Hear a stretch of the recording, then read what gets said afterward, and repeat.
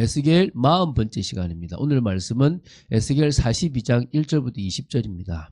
13절, 14절을 합독하고 에스겔 42장을 보도록 하겠습니다. 그러면 에스겔 42장 13절, 14절 두 절 말씀을 한 목소리로 합독하겠습니다.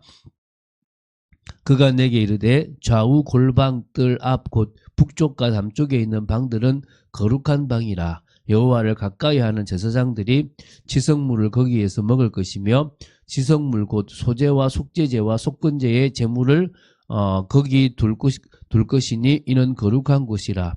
제사장의 의복은 거룩함으로 제사장이 성소에 들어갔다가 나올 때에 바로 바깥들로 가지 못하고 수종들은 그 의복을 그 방에 두고 다른 옷을 입고 백성의 뜰로 나갈 것이니라 하더라. 아멘.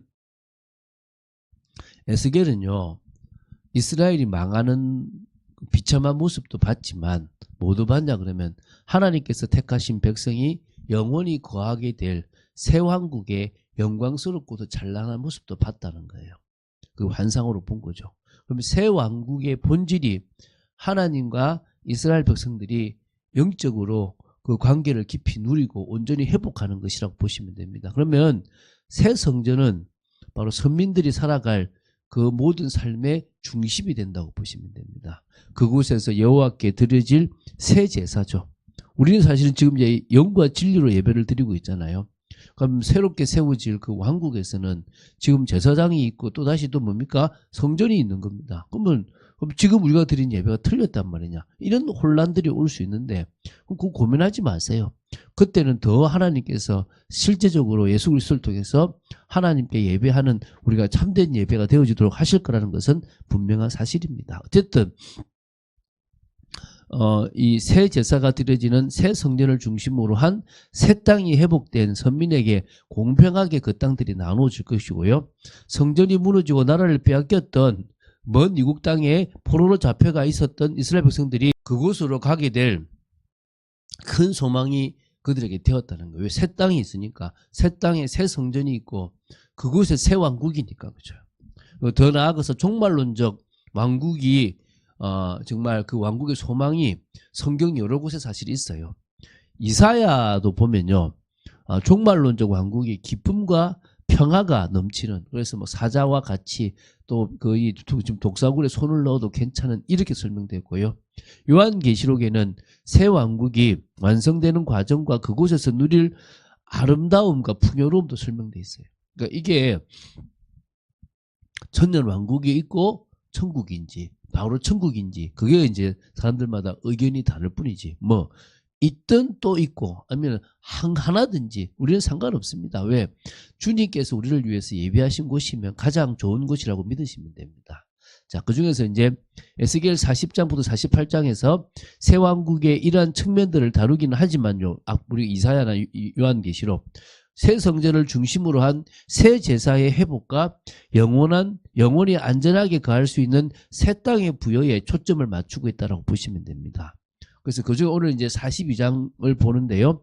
성전 본체 건물의 좌우 남쪽과 북쪽에 위치한 제사장들의 방과 바깥담에, 그러니까 바깥담에 대한 어떤 식양에 대한 표현들입니다. 그걸 한번 보도록 하겠습니다. 자, 먼저요.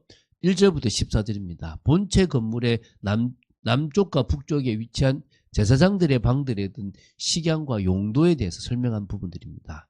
그래서 좀 내용을 그냥 간단히 보면요. 이 제사장들의 방들은 제사장들이 지성물을 먹고 보관하며 제사의식과 관련하여 뭐 입었던 의복을 갈아입는 곳으로 사용하였는데요. 그 식양은 남쪽과 북쪽이 동일하다 그래요. 이 건물들은 20척의 성전 골방 뜰을 두고 동서의 길이가 100척, 남북의 길이가 50척, 그 대지 위에 성전과 마주대한 형태로 지어졌다고 해요. 3층으로 되어 있고요.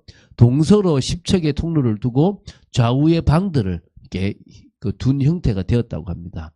그 방은 성전 본체의 북쪽과 남쪽에 각각 위치해 있었는데 크기가 각각 가로 100척, 세로 50척의 3층 규모로 되어 있다. 그래서 오늘날 치수로 좀 계산을 해보면 각 층의 넓이가 한 460평, 총 건평은 한 1800여 평 정도의 넓은 공간이었다라고 보시면 됩니다. 하나님께서는 이 성전 안에 제사를 집전하고 섬기는 제사장들을 위한 방을 이렇게 마련해 주셨거든요. 그러면 진짜 또 제사장들이 생기느냐? 그거는 뭐 주님이 하실 거니까 모릅니다. 지금은 우리가 제사장이 필요 없는, 우리가 바로 하나님 앞에 예배 드릴 수 있는 그런 귀한 복된 우리가 제사장이 되는 거고, 우리 몸이 성전이 되어지는 단계지 않습니까? 그렇죠? 그러나 새롭게 세워질 그 나라에서는, 천국에서는 사실 성전이 없다고 그랬는데, 이게 지금 천년에 있을 그 왕국에 대한 부분인지는 사실은 잘 모릅니다. 그러나 거기에 있다면 그곳이 가장 우리에게 유익한 곳이 될 거라고 보시면 됩니다. 제사장들의 방은 이곳뿐이 아니고 많거든요. 성전 본관 앞에 안뜰에도 있었고 안뜰문의 문간에도 있었다고 합니다. 제사장들은 이처럼 이렇게 여러 방들을 구비해 놓았는데 용도에 따라 사용함으로 성전에서 봉사 직무를 수행하는 데 큰 어려움이 없었다고 합니다. 하나님은 이러한 성전 안에서의 방들뿐 아니라 성전 본체 옆에 위치한 독립적 건물에서 제사장들을 위한 공간을 마련해 주셨다라고 보시면 됩니다. 그래서 하나님께서는 제사장들로 하나님께 바쳐진 지성물들을 먹을 수도 있게끔 해주셨고, 백성들이 바친 11조를 필별조로 필요한 것들을 채우게도 해주셨단 말입니다. 그래서 하나님은 성전 밖에 거주지와 이렇게 전원을 마련해 주셨던 그런 부분도 사실은 있어요. 그래서 이게 그곳에 가서도 그런지는 모르지만 이런 부분들에 대해서 하나님께서 제사장들을 위한 모든 것들을 예배해 놓은 것도 사실 있다는 겁니다. 그러면서 이제 13절 상반절에 보면 이 제사장들의 방 전체를 가리켜 거룩한 방이다 칭할 거라 그랬고요. 후반절에는 이 방이 제사장들이 지성물, 다시 말하면 소제와 속건제와 속죄제의 제물을 가져다가 먹고 보관하는 곳이기 때문에 거룩한 곳이다 라고 이렇게 칭해졌다고 그럽니다. 14절에는요. 제사장의 의복을 가리켜 거룩하다고 다시금 칭했고요. 제사장들의 방과 그 안에 두는 지성물과 제사장들의 의복 모두가 거룩하다. 그래서 결국은요. 이렇게 적용할 수 있겠죠. 우리가 하나님 앞에서 왕같은 제사장의 그런 모습을 가진 성도입니다. 그럼 우리가 거룩한 옷을 입어야 되겠죠. 우리 거룩한 옷은 뭡니까? 바로 그리스도의 의의 옷입니다. 그리스도로 옷 입으라 할 때 그 그리스도로 옷 입고 하나님 앞에 나아가는 저희들의 모습이라고 보시면 되겠습니다. 자, 이제 15절부터 20절입니다. 거룩한 성전과 외부를 가르는 사면담에 대한 어떤 내용인데요. 성전의 사면담을 청량한 결과 사면의 길이가 모두 500척입니다. 500척. 그리고 이 정방향으로 이렇게 되어 있고요. 높이와 두께는 뭐 이렇게 언급하지 않았지만 40장 5절에 보면 외곽 담의 높이와 두께가 각각 6척이라고 되어 있습니다. 그리고 두께가 높고 광대한 성전 사면담은 새 성전의 규모가 엄청 웅장하다라는 부분들, 또 그리고 견고하다라는 부분들을 이렇게 보여주고 있고요. 자, 이 새 성전에 이처럼 크고 또 이렇게 견고하고 이렇게 그런 큰 담을 쌓은 이유가 뭐냐? 20절 후반절에 나와요. 거룩한 것과 속된 것을 구분하기 위해서 그 경계선으로 여기는 속되고 여기는 거룩하다는 것을 구분하기 위해서 담을 쌓았다라고 합니다. 새 성전의 실체라고 할 수 있는 성령이 내주하는 우리 성도들은요.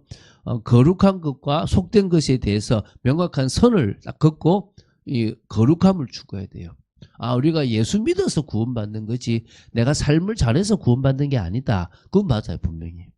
그러나 예수 믿어서 성령의 역사로 거룩함에 가는 거냐, 내 힘으로 거룩함에 가는 거냐, 이 차이라고 보시면 됩니다.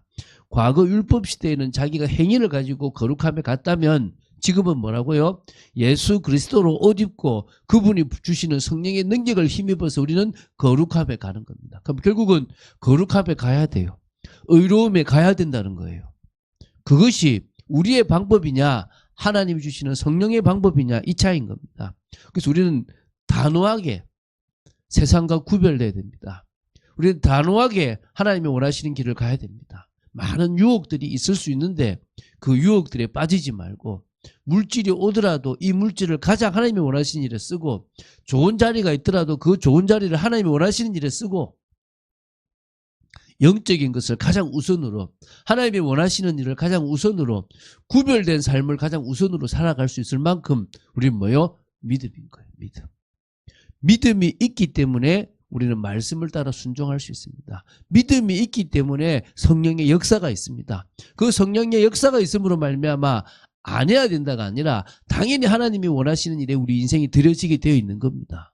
오늘 그런 축복들을 누려나가고 그 깨닫지 못했던 제자들이 예수님의 십자가와 부활 그리고 성령의 역사를 체험하고 변화되어져 버렸잖아요.